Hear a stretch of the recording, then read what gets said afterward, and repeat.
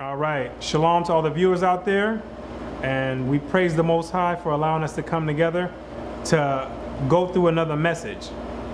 The subject that we're going to touch on today is the topic of the Gentiles being grafted in. A lot of you Gentiles out there are going to learn something today in this lesson. And it's called chronology. You're going to learn chronological order on how the Gentiles got grafted in. You're going to learn three things today in this message. You're going to learn when, in correct chronological order, the Gentiles were afforded the chance to get grafted in. You're going to learn why the Gentiles were grafted in. And you're going to learn how the Gentiles were grafted in. Because a lot of you don't have any understanding on any of that. A lot of you don't have any correct chronological order understanding on this subject. So that's what you're going to learn today. So you need to grab your pen, your paper, close your lips, sit down and just learn. Because the Christian church is not going to teach you anything. So you might as well just sit back with your pen and paper and just listen and learn. I'm Brother Yerachim. This is the Bible Unlocked, the Gentiles grafted in. Zondervan Bible Dictionary. Gentiles. Usually it means a non-Israelite people. Gentile, that's the first thing we're going to start out. The definition of Gentile. It usually means a non-Israelite people. That means 9 out of 10 times when you see the word Gentile, it's talking about someone who's not an Israelite. That's what it's referring to. And it says usually because there are some exceptions where the term Gentile can mean an Israelite. There are a few exceptions, which we'll go through in other lessons. But usually, meaning most of the time, the word Gentile means a non-Israelite person. So now that we have that understanding of what a Gentile means, the definition of it, let's go into the scriptures, and I want to clear one thing up first. Because a lot of you out there believe that when Christ jumped on the scene, that he was had some big melting pot of different races around him and different nationalities, and that everybody was just coming along and holding hands and kumbayan. That's what a lot of you have the misconception on. And I'm going to show you first that Christ, when he was on the scene, was not dealing with Gentiles. He was not, his mission primarily when he was on earth was not for Gentiles. It was for his own people. It was for the 12 tribes of Israel. So I want to clear this up first before we find out how the Gentiles came into the fold. Matthew 15, verse 24. But he answered and said, I am not sent but unto the lost sheep of the house of Israel. The Messiah said that he was not sent but unto the lost sheep of the house of Israel. This was a Syrophoenician or a Greek woman came beseeching him for him to heal her daughter. And he says, I'm not sent but only to my own people. That's what he said. When he's on earth, that was his response. I'm not sent but only to my own people at this particular time. So eventually, when you continue reading down in the chapter, he did eventually give this lady her request, but this is after she had to endure lines of disrespect. He called the lady a dog. He said it's not meet to take the children's bread and cast it to the dogs. But even after all that, she still had humility and was humble enough to still sit there and acknowledge, like, okay, that's no problem, but I still need the blessing. So eventually he did give this lady her request. But that don't take away from what he just said. He said, I'm not sent but unto the lost sheep of the house of Israel. That was his mission. Let's get to more. Matthew chapter 10, verse 5. These 12 Jesus sent forth and commanded them, saying, Go not into the way of the Gentiles, and into any city of the Samaritans enter ye not, but go rather to the lost sheep of the house of Israel. These 12 Christ commanded. He didn't give a suggestion. He commanded. You know what happens like when your mom tells you to do something? That's a command. When your dad tells you to do something, that's a command. When the police officers tell you to do something, that's a command. Christ commanded his 12 disciples and said, don't go preaching to the Gentiles. He says, don't go preaching to the Gentiles, but rather to the lost sheep of the house of Israel. Now, why is Christ saying that? Because when he was on earth, his mission was primarily for his own people. That's what you're going to read when you go through the scriptures. It was for his own people. The Gentiles were not in mention when Christ was on the scene, as you're going to find out even more as we continue going through this lesson. Christ was dealing with his own people. Now, let's get the Christian scholars, your Christian scholars, let's see if they have the same interpretation when they go through the scriptures, or if they're lying to you in the Christian church. Let's find out if I'm just making this up, or if my interpretation is incorrect. And let's go to the Christian scholars and find out what they say. Zondervan Bible Dictionary. Gentiles. While the teaching of Jesus ultimately broke down the middle wall of partition between Jews and Gentile, as it is seen in the writings of Paul and in Acts, yet Jesus limited his ministry to Jews. He limited the ministry to the Israelites. As we just went over the scriptures, I am not sent but unto the lost sheep of the house of Israel. He limited his ministry to the Jews, because you're not going to read in the scriptures Christ going out and preaching to the Gentiles. You're not going to read about Christ going out to Asia and preaching to the Asians. You're not going to read about Christ going to Europe and preaching to the Europeans, or to Africa preaching to the Africans. You're not going to read that in the scriptures. You're going to read him staying in the land of Israel amongst his own people. That's what you're going to read. With rare exceptions, Samaritan, John 4 verse 1 through 42, the Syrophoenician woman, the Greeks in John, he instructed his 12 disciples, go not into the way of the Gentiles. Now, this is what the Christian scholars know. A lot of you get upset when this information comes out, but that's not my problem. You shouldn't be upset with me for bringing out the information. You need to be upset with these people who's bringing out the information. That's who you need to be upset with. The Christian scholars and the Christian organization. While they're sitting there in church teaching you one thing about some made up Christ that don't exist in the Bible, and then they're going behind your back scribbling in the books, writing the correct information in the books. That's what they're doing. Telling you a false doctrine and then going behind and writing the real information in the books, because they know they can teach you anything in the Christian church, and you're just gonna absorb it all. You're gonna swallow it and eat everything that they tell you in there. So they know the people in the Christian church, they can feed you anything, but they know the people who actually gonna buy the dictionaries. They know these people actually read. These people actually ask questions. These people actually have an independent thought, unlike the Christian church. So they know that they have to write the correct information to the best of their ability inside of these dictionaries. So that's who you need to be upset with, the people that's going behind your back doing this stuff, because they know, they've read and studied these scriptures to a T. So they know what's in this Bible. But they're going to tell you something different in the Christian church, because it's all psychology and mind control. All psychology and mind control. That's what it is.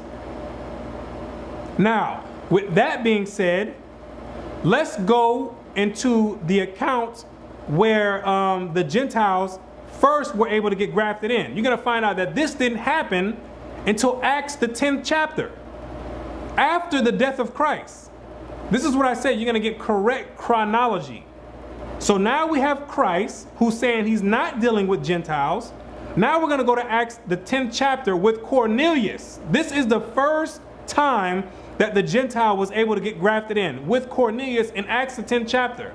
Acts is after the Gospels, to all you that don't know. This Acts is after Christ's death and ascension up into the heavens. Let's go and get the account from Peter, who was the head apostle under Christ. Acts chapter 10, verse 28. And he said unto them, ye know how it is an unlawful thing for a man that is a Jew to keep company or come unto one of another nation. This is Peter speaking, the head apostle under Christ. He says, you Gentiles know that it is an unlawful thing for a man that is a Jew to be keeping company with you Gentiles. He says, you know this already. And Peter's saying it because Christ never taught them about keeping company with Gentiles, even when Christ was on the scene. That's why Peter's having this revelation in Acts the 10th chapter. That's the whole purpose behind Acts the 10th chapter. He says, you know it's unlawful for us to be keeping company with you. You know this. And Christ never taught them anything else other than that until the Most High came and showed him what he's about to say next. But God hath showed me that I should not call any man common or unclean. Now, why did the Most High have to show Peter? Because Christ was on the scene and Christ never taught Peter that. So the Most High had to come after Christ, his death, and show Peter in a vision. And Peter was doubting this vision. Peter was doubting this vision when he was seeing it. But then he realized, okay, the Most High is showing me that I don't have to call the Gentiles common or unclean. This is the beginning of the Gentiles being grafted in, not when Christ was on the scene. Because if the Gentiles were grafted in when Christ was on the scene, there would be no need for Acts the 10th chapter. There would be no need for Cornelius. There would be no need for any of that. But that's the whole purpose behind Cornelius. Now, from here, Acts the 10th chapter, now we're going to go into Paul, the apostle of the Gentiles, and he's going to explain to a T how the Gentiles were grafted in and why the Gentiles were grafted in. That's what he's going to explain. So now we know when the Gentiles were grafted in, after the death of Christ, when Peter received the revelation. And with Cornelius. Nothing to do with Christ or anything that happened during the time of Christ. A lot of you got upset with the John 3:16 video. None of that has to do with Gentiles. The God so loved the world was talking about the world of Israel. That's what it was referring to. Christ wasn't dealing with Gentiles when he was on the scene. It's nothing hard to be understood. There's nothing hard about that to be understood. A lot of you got upset with the John 3:16 video. It has nothing. 90% of Christ, 90% of his parables, of his speeches, had nothing to do with Gentiles. Nothing to do with Gentiles at all. All of it had to do with the children of Israel. 90% of his parables, 90% of the people he was healing, Israelites. His ministry was for his own people. So now let's go find out from Paul how the Gentiles were grafted in and why they were grafted in. That's what we're going to find out now. Romans 11 verse 1. I say then, have God cast away his people? God forbid. For I also am an Israelite of the seed of Abraham, of the tribe of Benjamin. That's what Paul's asking. Has God cast away his people? God forbid. That means no. Who are his people? The Israelites, as Paul just said. God has not cast away his people like the Christian church would love to make you believe, that the Israelites are done away with and everyone else is just in the fold and the Most High just cast away the Israelites. Paul says, God forbid. Israelites are not cast away. Romans 11 verse 11. I say then, have they stumbled that they should fall? Who's the they? Context, verse 1. The Israelites, all 12 tribes of Israel. Have they, meaning the Israelites, stumbled that they should fall? God forbid. That means no. The Israelites didn't stumble so bad that they would fall and not be able to get back up. That's what Paul's saying. But rather through their fall, salvation is come unto the Gentiles. This is how the Gentiles were able to get grafted in. Rather through the Israelites' fall, salvation was extended to the Gentiles. This is how the Gentiles were able to get grafted in. Not from Christ dying on the cross or anything else. Paul's telling you firsthand how the Gentiles are able to get grafted in. Paul, the apostle to the Gentiles, is letting you know exactly how you got grafted in. I can care less about what the Christian pastor says, what you think, what any philosopher out there says. No one can tell it better than Paul, who was the apostle to the Gentiles. No one can give a better explanation than Paul himself. Paul's letting you know how you got grafted in. And now he's about to tell you one of the reasons why you got grafted in, because there's two reasons why the Gentiles got grafted in. Paul's about to tell you the first one. For to provoke them to jealousy. For to provoke the Israelites to jealousy. This is one of the reasons why the Gentiles got grafted in. This is a prophecy being fulfilled, written all the way in Deuteronomy, which of course you wouldn't know about it because you don't study the Old Testament. Of course you would know. You would know what's going on right now. That prophecy was being fulfilled at this time. So there's a prophecy that we're getting ready to go to that says that the Most High said he would use the Gentile nations to provoke the children of Israel to jealousy if we didn't keep his commandments. And now Paul's letting you know that this prophecy is coming to pass. So let's go to the prophecy to find out what's happening right now in Romans 11. Deuteronomy 32 verse 21. They have moved me to jealousy with that which is not God. They have provoked me to anger with their vanities, and I will move them to jealousy with those which are not a people. I will provoke them to anger with a foolish nation. Because we provoke the Most High to anger and jealousy with our vanities, the Most High says, you know what? I'm going to do the same thing to you. I'm going to provoke you to anger and jealousy with a foolish nation. Someone that's not my people. Someone that's not God, that's not God's people. Now, let's find out who this is talking to, because there's some brothers out there that's going to say that this is talking about the southern or the northern kingdom provoking the southern kingdom to jealousy, when this is not what that's talking about. This is talking about Gentile nations provoking the children of Israel to jealousy. Let's go to the first chapter and find out who Moses was speaking to when this prophecy was being revealed. If he was speaking to just the southern kingdom, or was it all 12 tribes of Israel standing here when this prophecy came to, was being brought out? Deuteronomy 1 verse 1. These be the words which Moses spake unto all Israel on this side Jordan in the wilderness. So the Most High was speaking to all 12 tribes of Israel through Moses when he brought out the prophecy that he would provoke the 12 tribes of Israel to jealousy with a foolish nation and those that are not a people. So that's what it's referring to. The Gentiles provoking the nation of Israel to jealousy. Now, let's get some more from Paul about the Gentiles being grafted in. Romans 11 verse 13. For I speak to you Gentiles, inasmuch as I am the apostle of the Gentiles, I magnify mine office. If by any means I may provoke to emulation them which are my flesh, and might save some of them. Paul says, I'm speaking to you Gentiles, and I'm letting you know that by any means I'm doing what I have to do if I may provoke some of them to jealousy, which are my flesh. He says, even if it has to do with grafting you in and preaching the word to you, I'm doing what I have to do in order to bring my flesh and blood back into the fold. Now let's find out who Paul's flesh is according to Paul himself. Let's find out who his flesh is. Romans 9 verse 3. For I could wish that myself were accursed from Christ for my brethren, my kinsmen according to the flesh, who are Israelites. He's talking about all 12 tribes of Israel, northern and southern kingdom. That's his flesh. Who are Israelites? So that's who he's trying to provoke back, provoke to jealousy, so he might save some of them. That's what Paul was doing and using the Gentiles for, to provoke to jealousy the 12 tribes of Israel, so he can bring them back to the fold and save some of them if it may be possible. So now we know the first reason why the Gentiles were grafted into the fold. And it was to provoke the nation of Israel to jealousy, so that some of them, when the jealousy came on them, that they would come back to the Most High. Now let's find out the second reason why the Gentiles got grafted in, because there's another reason why the Gentiles are able to get grafted into the fold. Watch.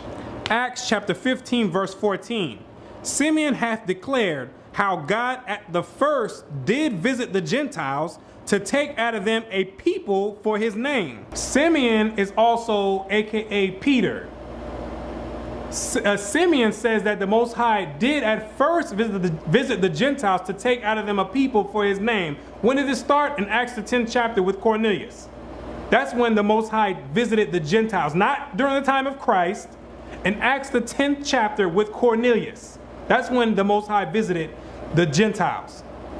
And to this agree the words of the prophets, as it is written. And now Simeon's about to quote something as it is written, something in the Old Testament he's making a reference to, and we're going to get that in a second. After this I will return and will build again the tabernacle of David, which is fallen down. And I will build again the ruins thereof, and will set it up, that the residue of men might seek after the Lord, and all the Gentiles upon whom my name is called, saith the Lord, who doeth all these things. Now, Simeon just paraphrased a prophecy from the Old Testament. Now we're going to go to the exact prophecy that he was paraphrasing, so we can get the full understanding on what Peter was referring to, or what Simeon was referring to. Let's go to the Old Testament account, because he said, as it is written. So let's go to where it's written to find out what Simeon was referring to. Amos 9 verse 11. In that day will I raise up the tabernacle of David that is fallen, and close up the breaches thereof. And I will raise up his ruins, and I will build it as the days of old. The same thing we read already in Acts 15. It's the same exact thing. So let's continue going on. That they may possess the remnant of Edom, and all the heathen which are called by my name, saith the Lord that doeth this. You're going to find out that the Most High is taking those from the Gentile nations to be a possession for the nation of Israel in the kingdom of heaven. Let me say it again. The Most High is taking among the heathen, or among the Gentiles, a select amount of people to graft into the fold in order to be servants and handmaids in the kingdom of heaven. A lot of you don't want to accept that, but that's not my problem. A lot of you don't want to accept that. That's what Peter and Simeon was quoting. The Most High visited the Gentiles to take out of them a people for his name, and these select Gentiles would be a possession, or servants and handmaids in the kingdom of heaven. Now I'll do a video on it, what it means to be a servant and a handmaid, but you're going to find out that the ones, the Gentiles that make it into the kingdom, they're going to willingly serve. They're going to have no problem to serve, just like the Syrophoenician woman that was begging Christ. And after he called her a dog and said it's not meet to take the children's bread and cast it to the dogs, she still was like, okay, I accept that. And then he blessed her. They're going to be people like that, like Cornelius, like Ruth. There's going to be people that's willing to serve. And it's not talking about whipping and chains and all that. That's not what it's referring to when it's being a possession or servants and handmaids. I'll do a video on that to give a full explanation. But those people that make it into the kingdom, the Gentiles that make it to the kingdom, are going to have a problem serving the children of Israel, because it's going to be in righteousness. That's what's going on right now with the Gentiles being grafted in. That's what the whole ordeal is about. Not everybody holding hands and kumbaya and everybody just whole big rainbow family. That's not what it's dealing with. It's dealing with a social a structure in the kingdom of heaven that's going to be set up. You can't have a kingdom without rulers and subjects. The scriptures tell you that there are going to be 12,000 from each tribe in Revelation 7. From each tribe, that's going to be rulers over the next kingdom. Well, who they're going to be ruling over? They're going to be ruling over the air, or what? Ruling over frogs and cats? They got to have somebody to rule over. You can't have a kingdom without the rulers and subjects. See, but the problem is, that's why in the future videos, most of the Gentiles, you're not going to make it to the kingdom anyway, because you're too proud and stubborn to be able to accept the position that the Most High has appointed for you. And a lot of you ask all the time. I get a lot of comments from you. Well, do you think that's fair? That the Gentiles have to serve the Israelites? Do you think? Well, it's not my problem. It's not my position to say if it's fair or not. It just said the Most High that doeth this. Not Brother Yerushalayim that doeth this. The Most High that doeth this. So what I think or what I feel don't have nothing. That's irrelevant. That's irrelevant. How I feel about the situation is irrelevant. That's not my job. My job is just to show you what the scriptures say. To the best of my ability, bring out the scriptures and then give you the full breakdown and understanding of it. So don't ask me no questions about how I feel and do you think it's fair. I don't want to hear any of that, because that's not my job. I'm not the Most High. I can only tell you what He says and what the outcome is going to be at the end. So this is another reason why the Gentiles were grafted in, to be servants and handmaids in the kingdom of heaven. Romans 11 verse 17. And if some of the branches be broken off, and if some of the branches were broken off, let's find out who these branches are referring to. See, Paul right now is giving an analogy of an olive tree. And the olive tree, we're going to find out that it represents the 12 tribes of Israel. So let's find out what prophecy Paul is quoting from in order to get the understanding on what he's breaking down right now. Jeremiah 11 verse 16. The Lord called thy name a green olive tree, fair and of goodly fruit. With the noise of a great tumult, he hath kindled fire upon it, and the branches of it are broken. The branches of it are broken. This is the same thing that Paul is referring to. Now we're going to find out who were the branches that were broken off. That's what we're going to find out as we continue reading.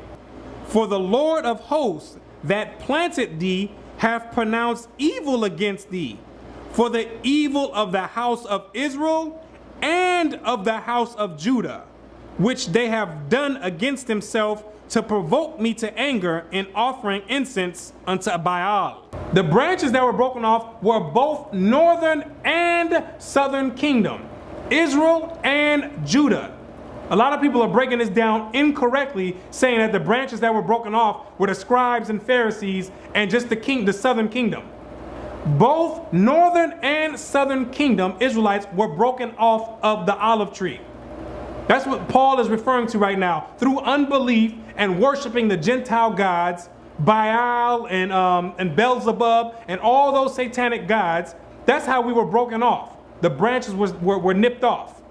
Now let's go back to the account with Paul and finish breaking down what he's going through. Romans 11 verse 17. And if some of the branches be broken off, the sum of the branches, as we just read in Jeremiah, was the northern and southern kingdom, Israel and Judah, the two kingdoms that split. And thou being a wild olive tree, and thou, who's the thou? Thou, that's referring to the natural Gentiles. And thou, you Gentiles, being a wild olive tree, because Israel is a good olive tree. The 12 tribes of Israel is a good olive tree, but thou, you Gentiles, you're a wild olive tree. Were grafted in among them, and with them partakers of the root and fatness of the olive tree. And thou were grafted in amongst the good olive tree from the wild olive tree, and then partakers of the root and fatness, meaning the blessings, the covenant of Abraham, Isaac, and Jacob. There's going to be some Gentiles out there that are going to serve the Most High in righteousness and going to be partakers of the blessings that come with being in this good olive tree.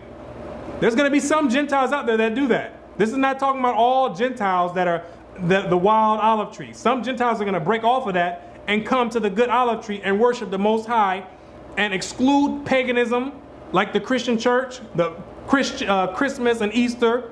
They're going to exclude all that, and they're going to be partakers of the root and fatness. Romans 11 verse 24.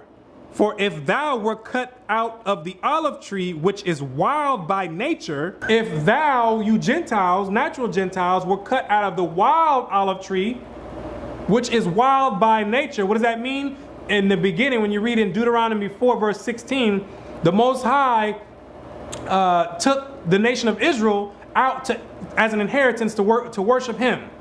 But he took the Gentile nations and he gave you the sun, the stars, the moon, the dragons, snails, lizards, fowls of the air, monkeys. He gave you all that stuff to worship. That's what it tells you. He gave you all the host of heaven to worship. But he took the Israelites out to worship him. So you're naturally wild. It's natural for you Gentiles out there to teach paganism. It's natural. That's why it's calling you the wild branch by nature. You're the wild olive tree by nature. It's natural for you to worship Satan and worship paganism, or worship and do paganistic rituals. It's natural for you to do that. That's why when the Gentiles got grafted in, it didn't take nothing but 100, 200 years later after Christ for you to pervert the entire doctrine of Christianity, or the entire gospel and the entire word. It didn't take long for you, because it's natural for you to do that. That's what Paul is breaking down right now. And all the 90% of the comments I get about we don't have to keep no commandments, guess who it comes from? The Gentiles. Because I got to remember sometimes, you know what? They're the naturally wild branches. So it's natural for you to not want to keep any commandments. And it's natural for you to gravitate towards homosexuality and bestiality. It's natural for a lot of you guys to do that. And gay marriages. It's natural for you to do that and not keep none of God's commandments. So I have to remind myself sometimes when I see those. I rarely see Israelites, whether they know they're Israelites or not, come on the channel and say, we don't have to keep no commandments. I rarely see that. And were grafted contrary to nature into a good olive tree, and you were grafted contrary to nature. Because the natural, like I said, naturally, your tendency is to go and worship Satan. The proof is in the pudding. Look at the Christian doctrine now, after the Gentiles taking it over. Now you're doing Christmas, you're doing Easter, you're doing Halloween, you're doing Sunday worship. You ain't keeping no commandments. You're doing everything that you used to do before you got grafted in. That's what the majority of the Gentiles out there are doing. You're doing all the same rituals that your forefathers did before you were grafted in. All you did was take the Bible and mask it over. That's all you did. Naturally, you're grafted in contrary to nature. That means the ones of you that get grafted in, you're going to have to cut off those ties. You're going to have to cut off all those dealings that your forefathers dealt with. All that pagan Christianity, all that Satan worship. You're going to have to cut all that out. And that's why it's going to be just as hard for the Gentiles to get into the kingdom as it is for the Israelites. Because you're going to have to cut off what's natural to you. It's natural for you to deal with horoscopes and zodiac signs. It's natural for you to be dealing with that stuff. And looking in the stars and creating gods and stuff out of it. And Mother Nature and Father Time. That stuff is natural for you. You introduce that stuff to the world. So that's natural. So it's going to be hard for you to cut those ties off. You got to cut that off and come into the good branch, which means worshiping the Most High in righteousness, keeping His commandments, and having no other gods. That's going to be hard for a lot of Gentiles to do. Hard for a lot of Gentiles to do. How much more shall these, which be the natural branches, be grafted into their own olive tree? Paul is saying, if the Most High took you out of the wild olive tree from worshiping Satan and Baal and all those other pagan deities, if He was able to graft you out of the wild olive tree and bring you into the good olive tree, how much more is He able to take the natural branches and bring them back and graft them in again? Meaning the Israelites are not going to be cut off and not be able to come back into their own olive tree because we're the natural branches. We're the natural branches. So we can get grafted back into our own olive tree. See, it takes a lot more science and work to chop off a wild olive tree and graft it into a totally different olive tree. But the natural branches, we're able to come right back into our own fold with no problem. The Most High is accepting all Israelites that's willing to come back and repent, even though it's only going to be a remnant that shall be saved. A remnant of Israelites going to be saved. That's it. For I would not, brethren, that ye should be ignorant of this mystery, lest ye should be wise in your own conceits. Paul says, don't be ignorant, you Gentiles, lest you be puffed up with pride. That's what he's telling the Gentiles, who's thinking that the Israelites just got cut off and now they're grafted in. And the Israelites can't come back into the fold. That blindness in part is happened to Israel, until the fullness of the Gentiles be come in. Until the fullness of the Gentiles become into the fold. That's what it's referring to. Until the fullness, the designated amount of Gentiles come into the fold. Because there's only a certain amount of slots on this olive tree. You have an olive tree there, and it's only a certain amount of slots on it. So you have Israelites that are broken off of it, because at one time, the olive tree was only Israelites. That's all the olive tree was for. You have the whole olive tree with a certain amount of branches on it and a certain amount of slots or stems. So the Israelites were chopped off of the olive tree, and now there's a certain amount of slots that are left still. There's a certain amount of stems left on this olive tree. So there's a certain amount of stems to be filled. So the Most High is grafting in from the wild olive tree enough to be able to fulfill or fill in those gaps. Because there's only going to be a remnant of Israel that returns back to this olive tree. Only a remnant that's going to return back. And he's going to fill in the rest of the olive tree with the Gentiles, which are going to be servants and handmaids in the kingdom of heaven. That's what it's going to be. Going to be servants and handmaids in the kingdom of heaven. So by default, there's going to be more Gentiles than there is Israelites, because only a remnant of Israel is going to be saved. And it tells you in Amos the 9th chapter, only a remnant, or there's going to be a remnant of Edomites that make it, and there's going to be an amount of the other nations that make it as well. But the Edomites, who are the so-called Caucasians, it's only going to be a remnant of you that make it. Only a small amount. We'll get into that in further lessons. Only a small amount of you going to make it. That's it. Because you're going to stick to that wild olive tree. You're going to stick to the paganism. You're going to stick to that. And only a small amount of you are going to break off from that, your pagan ancestry, and going to come to the good olive tree. And so all Israel shall be saved, as it is written, there shall come out of Zion the deliverer, and shall turn away ungodliness from Jacob. So all Israel is going to be saved when it's all said and done. All 12 tribes, the elect from the 12 tribes of Israel, all 12 tribes are going to be saved. Because in the verse 1, the subject was, did God cast away his people? And the answer was no. So at the end of everything, the Gentiles being come into the fold, the fullness of the Gentiles be come in, at the end of the day, all 12 tribes of Israel are still going to be saved. So now we have a clear understanding on chronology of regarding the Gentiles. Now we know when, how, and why the Gentiles were grafted into the fold.